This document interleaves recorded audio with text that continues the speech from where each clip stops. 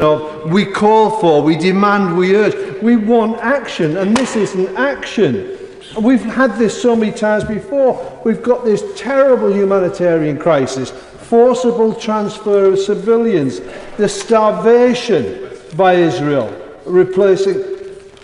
How can it be that we have a situation where IDF are firing at children, systematically going for head, stomach and testicles before their sport, and we have Rafah razed to the ground and this euphemistic humanitarian city being constructed, which the former Prime Minister of Israel called a concentration camp. When are we going to take the appropriate action to bring about comprehensive and full trade and arms embargo and concentrate the mind of Israel? Because nothing else is working. They're not listening. They're getting away with murder every single day. The Honourable Gentleman clearly didn't listen to a word that I said, but I'm sure that the Foreign Secretary did. I understand my honourable friend's frustration, and he has been consistent with that for a very long time. And as I've said, I regret that we are not at a place where we currently have a ceasefire, despite the international community that, calling for one and the pressure that exists. And he's right. What we are seeing at the moment is an abomination, and I would join him with those remarks.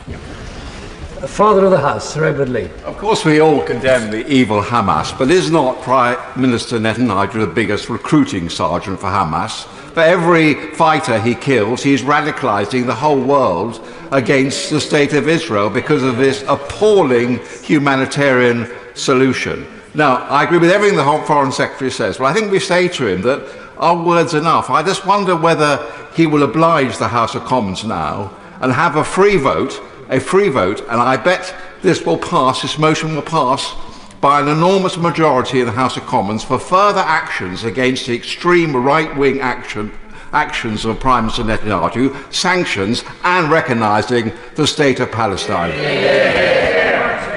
Well, I hope that the Israeli government is watching and notes what senior parliamentarians are saying on both sides of this House, and he will know that 83% of the population now want a ceasefire, and he will have seen the remarks of former prime ministers and all of the opposition in Israel who condemned the most recent proposals suggested by Minister Katz. Paul Wall. Thank you, Mr. Deputy Speaker. Earlier this month, I hosted in Parliament Dr. Wasim Saeed, who's a British surgeon who'd returned from Gaza working in the Nasser hospital, where he treated children for severe burns, amputations, and shrapnel wounds that were crawling with maggots. He showed us videos which would shock everybody in this House. Does the Foreign Secretary agree that Israel should face a reckoning in the courts for such injuries and deaths, and that the UK should force such a reckoning? And more importantly, does he agree that recognising a state of Palestine is really about recognising the humanity of the Palestinian people, and that their children deserve to have an equal worth of every child on this planet? Well, I agree with my honourable friend that the Palestinian cause is a just cause, and I would ask the Israeli government to reflect again on international humanitarian law. I've got in front of me the Practitioner's Legal Handbook, and I'm hugely concerned that there feel to be breaches as I read through it. Sir John Whittingdale. Thank you, Madam Deputy Speaker. The deaths of those trying to access aid in Gaza is truly shocking. However, the Foreign Secretary will be aware that the number of civilians killed is being disputed by Israel, and there are suggestions of disinformation. Does he agree that one way in which we could establish what is actually happening is that the international media organisations like the BBC and Reuters were allowed full access into Gaza? Yes, 100%. Uma Kumaran. Thank you, Madam Deputy Speaker.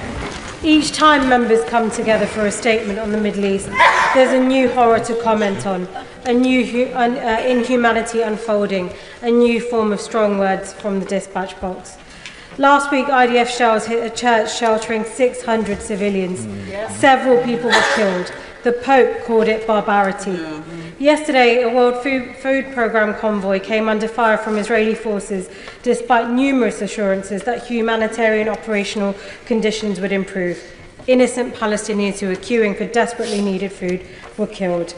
According to MSF, we're witnessing in real time the creation of conditions for the eradication of Palestinian lives in Gaza. So I asked the Foreign Secretary, where is this government's red line? At what point does our basic humanity require us to take stronger action? Many of us in this House think the red line was passed a long time ago. Well, can I remind my honourable friend of the action that this government have taken and how we have tried to lead in the international community on this issue. But can I also join her in condemning what we've seen in relation to civilians? Page 28 of the Practitioner's Handbook on Conflict, Hunger and International Humanitarian Law makes it clear that parties to armed conflict must take constant care in the conduct of military operations to spare the civilian population, civilians and civilian objects. Clearly that is not happening. Kit Malthouse. Madam Deputy Speaker, like others in this House, I'm frankly astonished at the statement of the Foreign Secretary. At a time when we've got daily lynchings and expulsions on the West Bank, dozens being murdered as they beg for aid, I'm just beyond words, really, at his inaction and, frankly, complicity by inaction at what is going on. He himself said there's a massive prison camp being constructed in the south of Gaza. He knows that leading genocide scholars from across the world now are ringing the alarm bells, and yet he has the temerity to show up to this House and wave his checkbook as if it's going to salve his conscience. Can he not see that his inaction and, frankly, cowardice is making this country irrelevant? Can he also not see the personal risk to him, given our international obligations, that he may end up at The Hague because of his inaction? And finally, really frankly, an appeal to the Labour backbenchers. We can't get your leadership to change their minds. Only you can, if you organise and insist on change. Before I bring in the Foreign Secretary, can I just remind members that we have got other business to proceed to tonight. So please keep questions and answers short. Foreign Secretary. I understand the fury that the right honourable gentleman feels, but I have to tell him, that it demeans his argument when he personalises it in the way that he does, and it is not, it's unbecoming and not something that the House expects, particularly of more senior members. Alex Ballinger. Deputy Speaker, we've seen again images of children dying of starvation and malnutrition, and this comes after months of warnings by the UN system about the catastrophic humanitarian situation in Gaza. I welcome the Foreign Secretary's announcement of more aid, but we know the GHF will not allow more UK aid in. He said to me 10 days ago at the Foreign Affairs Committee that if there was not a ceasefire, he would consider further action against Israel. As we've seen, the Israelis respond to calls for a ceasefire by launching a new offensive in Deir el-Balah. What further actions will we take to try and end this catastrophic situation? Can I just say to my honourable friend that we have actually been able to get some further aid in with the World Food Programme, and of course that's important. And it is also right to say that with our funding of UK Med, we have been able to save lives. And of course we must endeavour every single day to make the humanitarian situation better. Richard Ford. Madam Deputy Speaker, the Foreign Secretary appeared before the Foreign Affairs Committee on the 8th of July and was asked what would happen if we do not see a ceasefire in Gaza in the coming weeks. He was further asked whether the British government would take further measures against Israel.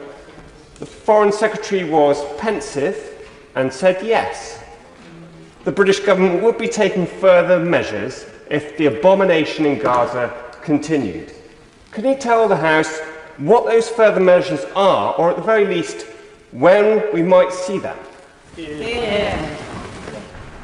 Well, can I say to the Honourable Gentleman, we are doing everything we can, supporting our Qatari, Egyptian and US friends to get a ceasefire, and he will understand that in looking closely at these issues, even if we are contemplating further measures, they work more effectively if you can coordinate allies.